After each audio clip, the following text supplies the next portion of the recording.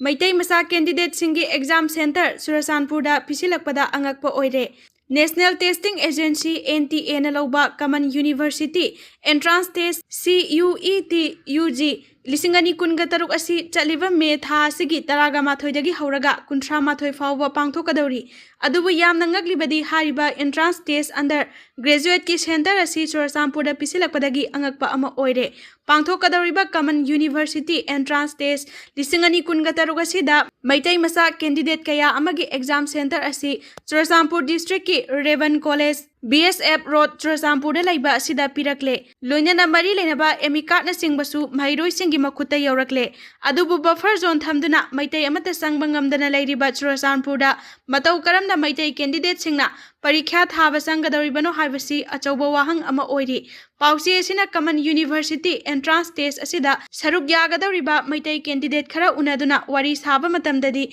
Manipur gi Chief Minister amadi MLA fawbana ngasi fawba Churachandpurda changba ngamdana lairaga aikoina matau karamna Churachandpurda sangduna parikha thagadoribano haibasu yamna langtaknaba amaga loinana phongdorakhi. Loinana parikha center asi hongdokpinaba mari leinaba authority da taksilagani haina candidate singna phongdorakli. Bungjagin Bhalte Hatpada Senava Singh Fau District Boundary Semu Mokta Lariba Bhalte gi Haksang BJP gi Head Office Mamangda Thamlaga Protest Taugani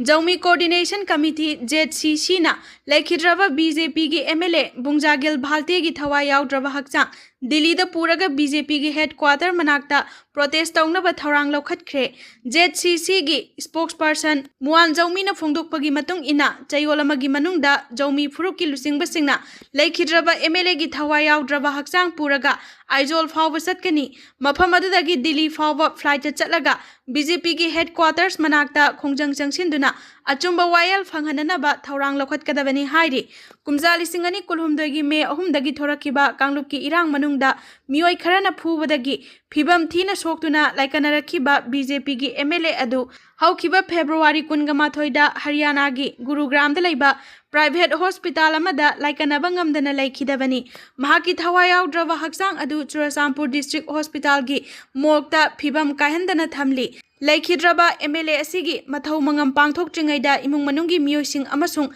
Jaumi Phurupki lusingba singna maru oiba condition khara thamlakli. Administration da khudongchanabagi district boundary naungna yokhatnabagi gazette notification thoktuna thabakta onthokpaga loinana kumjali singani kunga tareta khudek pinakhiba memorandum of understanding thabakta onthokadabani haiba demand kaya tawrakhi. Thalon Assembly Constituency gi tam ahumlak mikhalda mai paglakhiba Bungjagil Bhaltebu Inglisingani kulhumdagi me marida mioi kharana Imphal gi mafam amada tamthina phukibani. Thogliba kanglupki irang adugi matangda Chief Minister gi office ta security gi review meeting ama yaururaga lamphel da laiba mahaki quarter da halakpada mioi kharana attack tawrakibani. Thaudok aduda phibam thina sokpadagi mahak Rims Hospital da pukhatkhi. Madugi matungda mahak air ambulance da lengakna sinduna Delhi da puraga layengkhibani. Matam sangna lengba otpa ngamdana lairakhibadagi phibam khara pharaduna hospital dagi discharge tawrakhi. Aduga Churachandpurda laiba mayumda lairurabani. Thaudok adugi matangda Central Bureau of Investigation natraga National Investigation Agency na mapung fana thigatpa laitri amasung chenaba amata fabasu laitri haina mamang sahigi September 18 da Bhaltena Prime Minister Narendra Modi da aiba cherol thaduna wakatpa laikhrabani. IDP sing hingbasu yaroi haiba sibasu yaroi haiba phibam da thamlibasi toktuna yumda athubada halanbiyu sunibala. IDP sing hinge harabasu hingnabagi lambi piyo haiba tadaba yumda hanjinba yadrabanina sijarage harabasu yaroi harabadi IDP sing karamna hingu haribano hingbasu yaroi haiba sibasu yaroi haiba tangkak amada laklibasi loisinduna IDP sing masagi mayumda handriba fawa ipuroibana IDP singi mahut silaga chara henbagi khongjang changsiliba mafam asimaktada sige harabasu sijarasano mapuroibana siba mafamda mahaksu sigani haina haujik thambal mari college oinamgi relief camp ta lairiba torbungdagi wangjam premjit ki loina bi sunibalana phongdokre mahakna makha tana haikibada mahaki mapuroibana irangna maram oiraga lanjenaduna relief camp singda changjafam lauduna leiriba IDP sing masa masagi mayumda athuba matamda hanjil hanbiu haina haukiba me mari dagi hauna sidriba phawba chara henbagi khongjang changsilakhiba asi ngasiga thana numit humni shure mapuroibana chara henbagi khongjang asiga mari leinana Dr. Singh laktuna mapuroibagi hakchang check tawbada phibam ka hena soksile haina hospital da puna hotnarakpada mafamdugi IDP singna puba yaroi haina athingba pikhiba amaga mari leinana sunibalana wafam asi phongdorakhibani relief camp aduda leiriba IDP RK babitana haikibada IDP singna ngasi relief camp asida leiribasi crime da senabadagi mayumdagi lanjenaduna leibanate irang asi nemtharakle haina yumda hanjinjage haina torbungda leiba makhoigi yumda changlubada kuki singna nongmei kapsilakpadagi lanjelakhibani handaktasu ikui kuidana tronglawbi awang leikaida kuki singna bom kapsinduna angang ani hatkhiba thodok aduna maram oiraga IDP ni haiduna tumina leiba ngamlaktre haina pendaba phongdokhi maraksida sara henbagi khongjang changsiliba wangjam premjitna haikibada IDP singbu mayumda athubada hanjin hanbiu haiduna chara henbagi khongjang changsiliba asigi matangda khanabagi mahutta chara henba yaroi haina Phanaba amasung lakhatnaba hotnariba asi yaningde IDP sing hojik lairiba phiba masida makhoi masa matomta sijaba natana atopa pambai amata leite relief camp ta wana leiraga sirabasu siba chara helaga sirabasu siba natraga hu thaklaga sirabasu demand sing asi phangdriba phawwa khongjang makha tana sangsin khigani adubu mahakna taliba demand sing asi lenga ki maikaidagi thabakta onthokani haina miyam khangna thajaba pirabadi sidriba phawwa chara henbagi khongjang changsiliba asi handokani madu natana magi khongjang karigumba moong amatada handokpagi wafam leite haiki duty manungda laikhidraba police personnel amagi family da hanba oina lupa crore amagi sel gi tengbang pikre Mamang sahi lisingani kunga mangagi July thada Imphal West District ki Sagol tongbada duty manungda laikhidraba Manipur Police ki Constable Soibam Sanjit ki imung manungda hanba oina lupa crore amagi sel gi tengbang SBI gi maikaidagi khusinakre hariba compensation senfam asi haukiba chahi lisingani kunga mari gi October thada Manipur Police amasung State Bank of India ani ki marakta MUO sign tawnaduna haudokhiba police salary package scheme gi makhada khusinakibani lupa crore amagi check adu ngarang leibak pokpa numita Imphal West ki SP gi office ta pangthokiba thoram amada SBI Imphal gi regional manager KH Okendrana laikhidraba police constable asigi loina bida sinakibani sel khusinabagi thoram aduda laikhidrabagi masanupa su yawki thoram aduda Manipur Police ki additional DG L Kailun SBI Imphal gi regional manager KH Okendra amadi senior official kya su saruk yakhi Police salary package asi personal accident insurance ki oina lupa crore ama coverage piba yauna non accident detana lupa lakh taragi life insurance ki senfam sing piba yauri masiga loinana police personnel singi oiba mapung fawa banking service kaya su yauri haiki thauram aduga mari leinana Manipur Police ki maikaidagi laikhidraba imung manungda SBI gi maikaidagi mapung fawa support amasung solidarity utkiba adugidamakta thagatpa phongdokli department ki maikaidagi su duty manungda officer singna thawai kathokhiba sing adu khangbaga loinana police personnel sing amasung makhoigi imung manunggi miyoi singi yaifanaba thabak tawgani haibagi sapsaba asetpa firep adu lei hairi drug lalonbasingna nongmei kapthorokpada police personnel ama sokle Yumthangnariba Assam gi Jiri Ghat ki Diglang area da drug lalonba khutpu ama leire haibagi akaknaba pau ama phangbadagi phananaba police ki kangbu sangsiluba matamda drug lalonba singna nongmei kapthorakpagi thodokta police personnel ama nongmei maruna panduna sokle hairi thodok asi ngarang numidang pung 9 rom taba matamda thokhibani soklaba police personnel adugi maming Sharif Hossain Kazi kawi Mahaki haksangi khu amadi thabakta nongmei maru ani panbadagi ahanba oina Alipur Burus Memorial Christian Hospital da pukhatuna laikanabadagi phibam lusilakpadagi hojik Silchar Medical College and Hospital da refer tawraktuna hojik laikanari hairi Police ki pauna hai Lakhipur Sub Divisional Police Officer SDPO na lusingba police ki team amana mafam aduda sangsin khi maduda amambagi khudong chawa lauraga drug lalonba singaduna police tamna nongmai kapsilamlaga sen khi police ki maikai dagi su handuna nongmai kap khi hojik su mafam aduda Silchar dagi ahenba security force thomjinduna pak sana combing operation chathari hairi Churasampurda Myanmar masa mari drug ka konana fare Manipur की Churachandpur district drug ललोनबगी थबकदा चेनबा Myanmar मचा मरी security force न फारे ngasi police न थादोरखिबा वारोलदा high intelligence की अकक्नबा पाव अमा फंगबदगी joint security team अमना बेहियांग police station की मनुंग चनबा बुआलकोट village दा मोटरसाइकिल अमा थौदुना लाकपदगी खामदुना चेक तौबदा हेरोइन नि चिंगनबा पोटलमसिंग सापोन केप कुनगनी थोइदा हापतुना पुरंबा थेंगनबदगी मियोय अनि फागतखि अतोपा ऑपरेशन अमदा खुंगंग अदुमक्तदगी मियोय अनि सु फागतपा ngamखि मकोइदगी सापोन केप निफुगा मरीदा हापतुना हेरोइन पुरंबदगी फागतखि हौजिक फावबगी ओइना मखोइना पुरमलिबा ड्रग सिंग अदु मालेमगी कैथेलदा लुपा क्यागी ओइगदगी हाइबा चपचाना खांगबा ngamdri सिक्योरिटी फोर्स ना मथंग मथंग ऑपरेशन चथबदा फारबा मियोय सिंग अदुदी म्यांमार गी चिंखा विलेज तगी थांगसौमुंग सही 53 कामखेनमुंग सही 53 जोनमुंग सही 38 हाउखुल सही 85 मखोगी मथक्ता मखाताना थिजिननबगिदमक बेहियांग पुलिस स्टेशन दा केस अमा लौखटख्रे मखोगी मथक्ता फॉरेनर एक्ट अमसुंग narcotic drugs and psychotropic substance act पांदुना थिगतपा हौख्रे हाइरी हानगी चीफ मिनिस्टर एन बिरेना म्यांमार मसा सिंह ड्रग कोनना फागतपा ngamखिबदा बेहियांग पुलिस अमसुंग असम राइफल्स पु थागतपा फोंदोरकली सोशल मीडिया दा थागतपा महाकी वारोलदा हाई ngamkhai लाना ड्रग पुथोक पुसिन अमसुंग इलीगल इन्फिल्ट्रेशन लैरे हाइबदु हंदकी थौदोक असिना मयेक सेंगना ताकले असिगुंबा थौंग सिंग असि थिंगनबगिदमक मखाताना अकनबा थबक लौखटपा मथौ ताई अमदि सिक्योरिटी फोर्स पु हेना मपांगल कनखत हनबा चुमगनी हाइरी रिम्स महुत सिलगा थबक चंगलंबा अमा पुलिस न फारे regional institute of medical sciences RIMS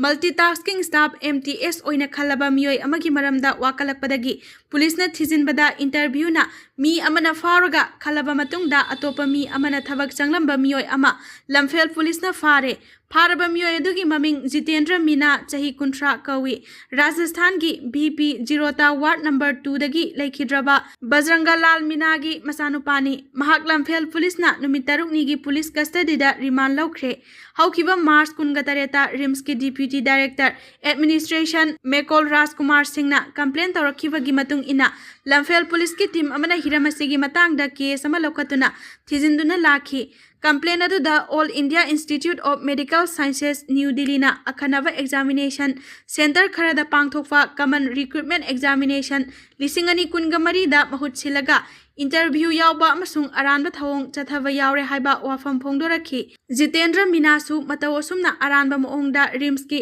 MTS ओइना थबक चंगलखिबनी ओडिशा की भुवनेश्वर लेबा चंदका इंडस्ट्रियल स्टेट का थबक लौनबगी एग्जाम असी ममांग चही की फेब्रुआरी 23 पांगथोखी थबक खलबा मतुंगदा हौनबी मतुंग इना चही असिगी March 13 RIMS MS Tata consultancy services अमदी MS इनोवेटिव व्यू ना कैंडिडेट सिंगी बायोमेट्रिक वेरिफिकेशन चथखी मदुदा जितेंद्र मीनाना इंटरव्यू यावबा मतमदा लौखिबा बायोमेट्रिक डेटागा चानरमदबा थेंगनखी अतोपा मियोय अमदा मिहुत सिंदुना इंटरव्यू याहलगा जितेंद्र मीनाना थबक चंगलकपनी हाइबा मयेक सेंगना खंगबा ngamखी मतौ असुमना अरानबा थवोंग चथबा गेंग खुपु अमगी मरमदा थिगतपा मथौ ताना नुमित तरुकनिगी पुलिस कस्टडीदा रिमांड तौखिबनी हाइरी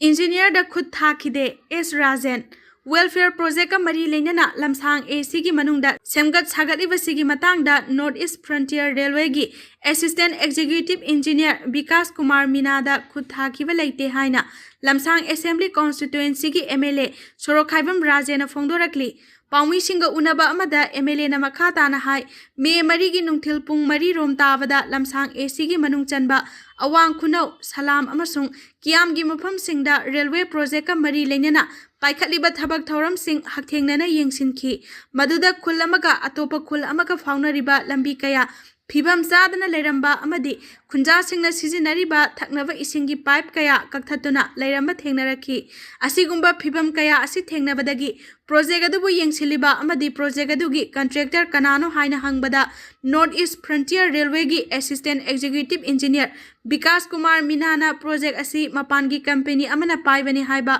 वाफम खक्तमक फोंदोरखी रेलवे की प्रोजेक्ट असिना मरम ओइरगा मियामगी चथोक चसिन लऊ सिंगुगी थबकता अकाइबा पीबदा नतना अतै हिरम कयादा खुदोंग चाहंद्रे कांग्रेस का TVK चमिननबा याख्रे एक्टर ओइरंबदगी पॉलिटिक्स ता खोंदारखिबा तमिल बैटरी कजागम TVK ना लेंगाक सेंबदा कांग्रेस ना सौगतलगनी फोंदोख्रे स्टेट असिगी असेंबली इलेक्शन दा TVK ना अपुनबा सीट चनीगा कुंथ्रागा मरीगी मनुंगदा चामगा निपान फंगदुना सिंगल लार्जेस्ट पार्टी ओइखिबनी अदुम ओइनमक लेंगाक सेंबगी मथौ ताबा सीट मसिंग 10 वाटली ओइरगलिबा फिबम असिगी मतांगदा तमिलनाडु कांग्रेस कमिटीगी अखनबा मिफम अमा पांगथोकलबा मतुंगदा TVK गा पुन्ना सत्मिननबा वारेप लौखिबनी हाइरे CM गी फम थादोकलोय ममता बेनर्जी वेस्ट बेंगल दा ममता बेनर्जी की फम थादोकलोय हाइना फोंदोखिबा मरमना कॉन्स्टिट्यूशन की ओइबा चेयनबा फिबम अमा लाकपा याना लेरे हंदकता पांगथोखिबा असेंबली की मिखलदा सीट मसिंग यामना फंगदुना माई पाकिबा BJP नदी थांगजा नुमिता अनौबा लेंगाक अमा सेमलगनी हाइना लाउथोकपा लैख्रबनी ओरगलिबा फिबम असिगी मतांगदा हानागी चीफ इलेक्शन कमिश्नर SY कुरेसीना हाई कॉन्स्टिट्यूशन की प्रोविजन मतुंग इना ममता बेनर्जी बु गवर्नर ना फम थादोकनबा खंगनबा याय US Air Force की flying gas station strait of Hormuz मनाक्ता थीवा खंखिद्रे फ्लाइंग गैस स्टेशन हाइना खंगनबा US की एयर फोर्स की KC-135 स्ट्रेटो टैंकर अमा स्ट्रेट ऑफ हॉर्मस मनाक्ता थीवा खंखिद्रे एयरक्राफ्ट अदु मिलिटरी बेस तमना पायरकपगी लंबिदा मफम खंगदना कतार मनाक्ता मांगखिबनी US अमसुंग ईरान की मरक्ता चाउना उंखटनरिंगैगी सेरक्ता US एयर फोर्स की नोंथक्ता थाव हाननबा एयरक्राफ्ट अदु मफम खंगदना मांगखिबनी गल्फ रीजन दा तोंगान तोंगानबा प्लेनसिंग नोंथक्ता थाव हानबगी ऑपरेशन चथरमलबा मतुंगदा एयरक्राफ्ट अदु मफम खंगदना मांगखिबनी फ्लाइट ट्रैकिंग प्लेटफॉर्म दा प्लेन अदुदगी इमरजेंसी कोड अमा पिरमलबा मतुंग पुंग अमरोम लैरमलगा मफम खंगदना मांगखिबनी हाइना गिल्फ न्यूज के रिपोर्टर अमना फोंदोकली एयरक्राफ्ट अदुदा क्रू मेंबर कया यामना तोंखिबगे हाइबा हौजिक फावबगी ओइना सबचाना खंगबा ngamdri अदुम ओइनामक US एयर फोर्स की डेटा मतुंग इनदी अयाम्बा मतमदा एयरक्राफ्ट अदु मियोय अमखक्तना पाइबनी हाइरी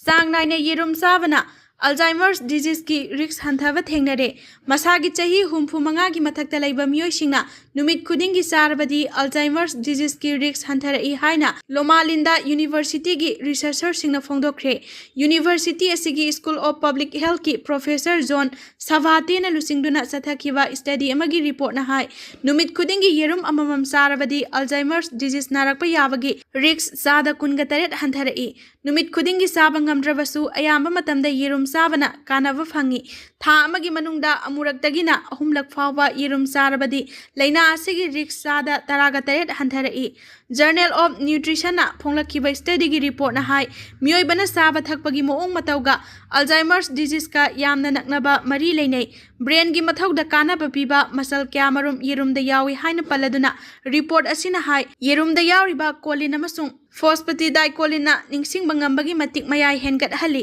brain gi tissue sing mathau ningthina tawhanduna ningsingba ngambagi matik mayai hengat hanbada yerumna achawba mateng pangi khwaidagi maru oiba wafam di omega 3 fatty acid yawbagi matangdani yerumgi mamuta omega 3 fatty acid yawba maramna neurotransmitter receptor function da chauna mateng pangi masagi chahi 65 helaba miyoi lising nifuda study satharaba matungda wafam asi khangba ngamlakpani ningsingba thoktraba matamdagi miyoibana yerum saduna lai adubu masina haksangda kari kanaba pibage haibagi matangdadi miyoi ayambana khangnade haksangda kanaraba masal kyamarum yawba maramna numit khudingi yerum sarabadi haksangi kayat pumnamak mathau ningthina tawhalli yerum aphutpa ama saba matamda haksangda calorie 77 fangbangami masigi sumathakta vitamin A vitamin B5 B12 BE KV6 phosphorus selenium calcium zinc अमदी protein सु फंगबंगमी येरुम की ममुता cholesterol की सांग यामना वांगना यावी अचौबा येरुम अमगी ममुता यावरिबा dietary cholesterol की सांग असी मिलीग्राम 130 लोमनी अदुम ओइनमक येरुम साबना मियोइबगी हक्सांगदा कोलेस्टेरोल की सांग हेंगत हंदे हाइना US डिपार्टमेंट ऑफ एग्रीकल्चर की रिपोर्ट अमना फोंदोरकली हक्सांगदा यावबा अफाबा कोलेस्टेरोल हाइना सुखंगनबा हाई डेंसिटी लिपोप्रोटीन HDL की सांग की हेंगत हनबा मरमना हार्ट की लैना स्ट्रोक अमदी अतै खुदोंग थिनिंगाई ओइबा लैना क्यागी रिक्स हंथहली स्टडी अमगी रिपोर्ट मतुंग इना नोंगमदा येरुम अनि सारबदी चयोल तरु की मनुंगदा HDL की सांग चादा 10 रोम हेनगलई अहल ओइसिलकपगी मतुंग इना उबा ngambagi matik mayai हंथरकपगी थवोंगसु येरुम साबना कोहनबा ngami हाइरी